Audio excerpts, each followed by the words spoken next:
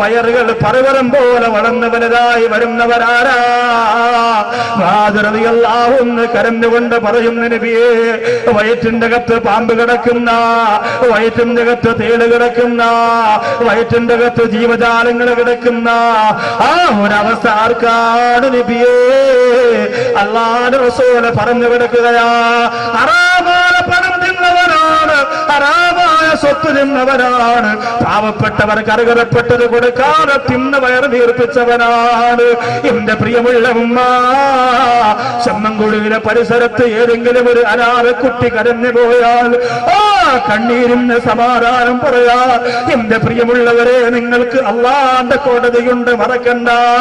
ഏതെങ്കിലും ഒരു പാവപ്പെട്ട ഒരു പട്ടിണി കിടന്നാൽ, ഏതെങ്കിലും ഒരു പെൺകുട്ടി തന്നെ നിക്കാഹ് കഴിപ്പിച്ചു വിടാ പണമില്ലാത്തതിന്റെ പേരിൽ ചുരിദാറിന്റെ സാരെടുത്തുകൊണ്ട് കഴുത്തിൽ ചുറ്റിയിട്ട് വീടിന്റെ മുമ്പിൽ ഫാനിലൂടെ തൂങ്ങി നിന്നുകൊണ്ട് ആത്മഹത്യ ചെയ്ത ഈ ചെമ്മൻകുഴിയുടെ പരിസരത്ത് വലിയ കൊട്ടാരം വെച്ചവരെ, വലിയ പള്ളി വെച്ചവരെ, വലിയ ആഡംബരം നടത്തിയവരെ, വലിയ സുഖലോലുപരായി ജീവിച്ചവരെ, അല്ലാഹുവിന്റെ കോടതിയിൽ നിന്റെ തലമ്പ് നോക്കൂലടാ, നിന്റെ താടി നോക്കൂലടാ, നിന്നെ കൊണ്ടുവരുന്നത് എങ്ങനെയാ?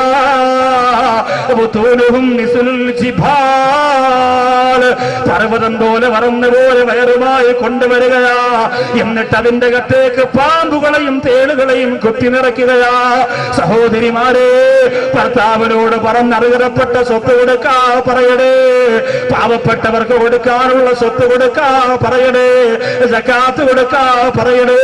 സുന്നത്ത് ജമാഅത്തിന്റെ പ്രവർത്തകരായ നമ്മള് സക്കാത്തിന്റെ വിഷയത്തിൽ പിന്നോട്ട് പോകുന്നത് കൊണ്ടാ ഇവിടെ പുത്തനാശയക്കാര് റമളാൻ മാസമാകുമ്പോ സക്കാത്താണെന്ന് പറഞ്ഞ് പണക്കാരിൽ നിന്ന് പൈസ പിരിച്ചിട്ട് കൊണ്ടുപോയിട്ട് ആട് വാങ്ങിച്ചു കൊടുക്കുന്നത്, ഓട്ടോ വാങ്ങിച്ചു കൊടുക്കുന്നത്, ചാക്ക് കണക്കിന് അരിയെടുത്ത് കൊടുത്തിട്ട് ലക്ഷക്കണക്കിന് രൂപ, കോടിക്കണക്കിന് രൂപ സക്കാത്തിന് വേണ്ടി പിരിവ് നടത്തിയിട്ട് അവരുടെ പ്രസിദ്ധീകരണത്തിന്റെ അടിത്തട്ടിൽ എഴുതി വെക്കുകയാ. സക്കാത്ത് പിരിവ് ചിലവുക, ബാക്കിക്ക നീക്കിയിരിപ്പുക എന്ന് എഴുതി വെക്കുക. അല്ലാഹുവിന്റെ സക്കാത്തിന്റെ അവകാശത്തിന്റെ സ്വത്തിന് എങ്ങനെയാണ് പ്രിയപ്പെട്ടവരെ കണക്ക് പറയുക? എന്റെ സഹോദരങ്ങളോട് പറയുക, റമളാൻ മാസമാകുമ്പോ 1000 രൂപയുടെ ചില്ലറ മാറിയിട്ട് വീട്ടിന്റെ സിറ്റ് ഔട്ടിലിരുന്ന വരുന്നവർക്ക് നായ്ക്ക് ചോറിട്ട് കൊടുക്കുന്ന പോലെ വലിച്ചെറിഞ്ഞു കൊടുക്കുമ്പോ എന്തൊരു അഹങ്കാരമാണ് അതിന്റെ മുഖത്ത്! അല്ല തന്നത് മുഴുവനും വാരി വലിച്ചു തിന്നാനല്ലാതെ അതിന്റെ കണക്ക് നോക്കിയിട്ട് പാവപ്പെട്ടോന് കൊടുക്കാൻ നിനക്ക് കഴിയുന്നുണ്ടോ? നിനക്ക് എവിടെയെല്ലാ സ്വത്തുക്കളുണ്ട്? നിനക്ക് എത്ര ബാങ്ക് ബാലൻസ് ഉണ്ട്?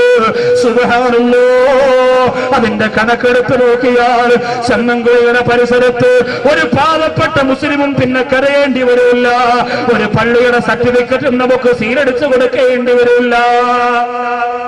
ഓരോ മഹല്ലുകാരും നോക്കിയാൽ മതിയായിരുന്നല്ലോ, നോക്കൂല. പാവപ്പെട്ട മഹല്ലുകാർക്ക് ഒരുപാട് കൊടുക്കേണ്ടി വരും എന്ന് പറഞ്ഞിട്ട് സീലടിച്ചങ്ങ് കൊടുക്കും. അവർ കൊണ്ട് ആ മഹലിലുള്ളവർ കണക്കെടുത്താൽ മതി. ആ മഹലിലുള്ളവർ പണക്കാരുടെ മാത്രം കണക്കെടുക്കുക. ഒരാൾ 1000 രൂപ വെച്ച് കൊടുക്കുക. എന്നാലും ഒരു പെൺകുട്ടിയുടെ കല്യാണം സുഖമായിട്ട് നടക്കും. പക്ഷേ അതിനൊന്നും മെനക്കെടൂല. ഓഫീസ് റൂമിൽ നിന്ന് അങ്ങോട്ട് ലെറ്റർ പേഡ് എടുക്കും, എഴുതി ഒപ്പിട്ട് 6 മാസത്തേക്ക് തെണ്ടാൻ പറഞ്ഞു വിട്ടിരിക്കുന്നു. മോളെയും കൊണ്ട് ഇങ്ങനെ ഉമ്മ പോവും. വീടാന്തരം പള്ളികൾ തോറും കയറി സങ്കടമുണ്ട്. നമ്മളതിന് കൂട്ടു നിൽക്കരുത്. നമ്മൾക്കിപ്പോ പഴയതുപോലെ അല്ലല്ലോ. ധാരാളം സാമ്പത്തികമായി പുരോഗതിയായി, കച്ചവടങ്ങളായി, ഭവനങ്ങളായി. പിന്നെ നമ്മൾ എന്തുകൊണ്ട് ഇതിനെന്റെ പ്രിയമുള്ളവരെ ഇങ്ങനെയുള്ള ഈ സംസ്കാര ശൂന്യമായ കാര്യങ്ങൾക്ക് എന്തിനാ നമ്മൾ കൂട്ടു നിൽക്കുന്നത്? അള്ളാഹു കാത്തിരക്ഷിക്കട്ടെ. വയറുകൾ പർവ്വതം പോലെ വളർന്നു വലുതായി, പർവ്വതം പോലെ വളർന്നു വലുതായി അള്ളാഹുവിന്റെ കോടതിയിൽ നിന്നെ കൊണ്ടുവരുന്ന രംഗം പറയുന്ന നബിയേ, അള്ളാഹുവിന്റെ റസൂലേ, എന്റെ കയ്യിലുള്ള നബിയേ, പണമില്ലാത്തത് കൊണ്ട്, സ്വത്തില്ലാത്തത് കൊണ്ട് എനിക്കങ്ങനെ ഒരു പ്രയാസം വരൂല നബിയേ. അല്ലാഹുവിന്റെ റസൂല് പറയുന്ന ആരാ? നാലാമത്തെ വിഭാഗം ആരാ? നാലാമത്തെ വിഭാഗം ആരാ? പുന്നാര നബി തങ്ങൾ പറയുന്ന യസിരി. അല്ലാഹുവിന്റെ റസൂല് പറയുന്ന നാലാമത്തെ വിഭാഗം മുത്തൂനുഹും മംലൂഅത്തും മിനന്നാർ, പാമ്പുകളും തേളുകളും നിറയ്ക്കുന്ന നിറയ്ക്കപ്പെട്ടവരാണ് മൂന്നാമത്തെ വിഭാഗമെങ്കിൽ നരകത്തിന്റെ തീ കൊണ്ട് നിറയ്ക്കപ്പെട്ട വയറുകളുമായി വരുന്നവരാരാ? അള്ളാന്റെ കോടതിയെ കുറിച്ചാ പറയുന്നത്. ഖബറിൽ നിന്ന് എഴുന്നേറ്റ് വരുന്നവരെ കുറിച്ചാ പറയുന്നത്. ആ ഖബറിൽ നിന്ന് എഴുന്നേറ്റ് വരുന്ന നരകത്തിന്റെ തീക്കുണ്ടാരം വയറ്റിനകത്ത് നിറച്ചവരാരാ? റളിയല്ലാഹു തആല അൻഹുവരോട് അല്ലാഹുവിന്റെ റസൂൽ പറഞ്ഞു കൊടുക്കുകയാ, യകുലൂന അംവാലുൽ യതാമാ ളുൽമാ, അനാഥ മക്കളുടെ സ്വത്ത് തിന്നുന്നവരാണ്. അനാഥ മക്കളുടെ സ്വത്ത് അക്രമപരമായി കഴിക്കുന്നവരാണ്. അല്ലാഹു തആല കാത്തിരക്ഷിക്കുമാറാകട്ടെ. അനാഥ മക്കളുടെ സ്വത്ത് അക്രമപരമായി കഴിക്കുന്ന ഒരു വിഭാഗം, അവർക്ക് അല്ലാഹുവിന്റെ കോടതിയിൽ വയറ്റിനകത്ത് നരകത്തിന്റെ തീയാണ്. അഞ്ചാമത്തെ വിഭാഗം അല്ലാഹുവിന്റെ റസൂൽ പറയുകയാണ്, ഉന്നാര നബി തങ്ങൾ പറയുന്ന കതുമലവോ ജുദാമം വബർസാ, പ്ലേഗ് രോഗവും കുഷ്ഠരോഗവും പോലെ ചീഞ്ഞളിഞ്ഞുകൊണ്ട് ഒരു വിഭാഗം വരികയാ. യാ റസൂലല്ലാഹ്, ഈ അഞ്ചാമത്തെ വിഭാഗം ആരാണ് നബിയേ? ദുനിയാവിൽ പോലും ആ രോഗമുണ്ടെങ്കിൽ ജനങ്ങൾ നമ്മളെ വെറുക്കൂലേ? ദുനിയാവിൽ പോലും ആ രോഗമുണ്ടെങ്കിൽ ജനങ്ങൾ നമ്മളെ വെറുക്കൂലേ? അല്ലാഹുവിന്റെ കോടതിയിലെ ശരീരം മുഴുവൻ വ്രണങ്ങളായി വരുന്നവരാരാ? പൊന്നാര നബി തങ്ങൾ പറയുന്നു, ഖുത്തുൽ വാലിദൈ, അവര് മാതാപിതാക്കളെ വെറുപ്പിക്കുന്നവരാണ്. മാതാപിതാക്കളെ വെറുപ്പിക്കുന്നവരാണ്, അവരോട് പൊരുത്തക്കേട് കാണിക്കുന്നവരാണ്. അള്ളാഹു നമ്മുടെ ഉമ്മയെ സ്നേഹിക്കാൻ, നമ്മുടെ ഉപ്പയെ സ്നേഹിക്കാൻ അള്ളാഹു തൗഫീഖ് തരട്ടെ. മാതാപിതാക്കൾ നഷ്ടപ്പെടുമ്പോഴാണ് അതിന്റെ നഷ്ടം നമുക്ക് ബോധമാകുന്നത്. കണ്ടുകൊണ്ടിരിക്കാനെങ്കിലും ഒരു ഉമ്മയും ഒരു ഉപ്പയും നമുക്ക് ആവശ്യമാണ്. കിടന്ന കിടപ്പിൽ കിടന്ന് മലമൂത്ര വിസർജനം നടത്തട്ടെ, ഏത് രൂപമാകട്ടെ, ഏത് ഭാവമാകട്ടെ, കണ്ടുകൊണ്ടിരിക്കാനെങ്കിലും ഒരു ഉമ്മ നമുക്ക് ആവശ്യമാണ്. ഇന്ന് ഞാൻ ഭക്ഷണം കഴിച്ചു വരുന്ന സ്ഥലത്ത് ആ വീട്ടിലൊരു പ്രിയപ്പെട്ട ഉമ്മ ദ്വാരക്കണം, ഉസ്താദിനെ ഒന്ന് കാണണമെന്ന് നേരത്തെ അവരോട് പറഞ്ഞിരുന്നു. ഒരു കസേരയിൽ വന്നിരുന്നു, സാധുവാണ്, ശരിക്ക് ശാരീരികമായ അസ്വാസ്ഥ്യങ്ങളുണ്ട്. അല്ലാഹു സുബ്ഹാനഹു വ തആല വിഷമങ്ങളൊക്കെ മാറ്റിക്കൊടുക്കുമാറാകട്ടെ. ഉമ്മമാരെ കാണുമ്പോൾ, ഉപ്പുപ്പമാരെ കാണുമ്പോൾ മനസ്സ് നിറഞ്ഞു പോവുകയാണ്. കാരണം മക്കൾ നല്ലതുപോലെ നോക്കണം. ഗുരുവായൂർ ഭാഗത്തുള്ള കുറച്ച് സഹോദരങ്ങളുണ്ട്, എനിക്ക് വലിയ ഇഷ്ടമാണ്. അബ്ദുൽ ഗഫൂർ എന്നൊക്കെ അറിയപ്പെടുന്ന 3-4 പേരുണ്ട്.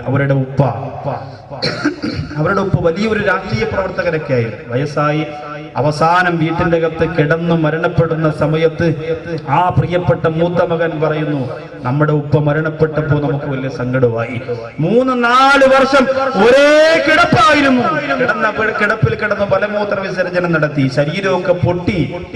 ആ രീതി വരാതെ കാത്തു സൂക്ഷിച്ച് നമ്മളെ കൊണ്ട് പറ്റുന്ന തരത്തിൽ ഒരു ഈച്ച പോലും വന്നിരിക്കാതെ ആ ഉപ്പയെ നമ്മൾ കാത്തു സൂക്ഷിച്ചത് കൊണ്ട് അൽഹംദുലില്ലാഹ് മനസ്സിന് സന്തോഷമുണ്ട്. ഇനി നമുക്ക് നോക്കാൻ കഴിയുന്നില്ലല്ലോ എന്ന സങ്കടമാണ് മരണപ്പെട്ടു പോയപ്പോൾ. കാസർഗോഡ് ഞാൻ പ്രസവിക്കാൻ എടുത്തു പോയപ്പോൾ, കുട്ടികുളം എന്ന് പറഞ്ഞ സ്ഥലത്ത് പോയപ്പോൾ എന്റെ പ്രിയ സുഹൃത്ത് AB കലാം, ഉമ്മ ഹോസ്പിറ്റലിലാണ്, എങ്കിലും ഞാൻ വരികയാണെന്ന് പറഞ്ഞിട്ട് വന്നു. എന്നോട് വന്ന് ചോദിച്ചു, ഉമ്മാടെ ഔറത്ത് ഒരു സാഹചര്യത്തിൽ കാണേണ്ടി വന്നു പോയി, അള്ളാഹു പുറത്തു തരുമോ? എന്നിട്ട് കരയുകയാണ്, മാറി നിന്നുകൊണ്ട് നിലവിളിച്ച് കരയും.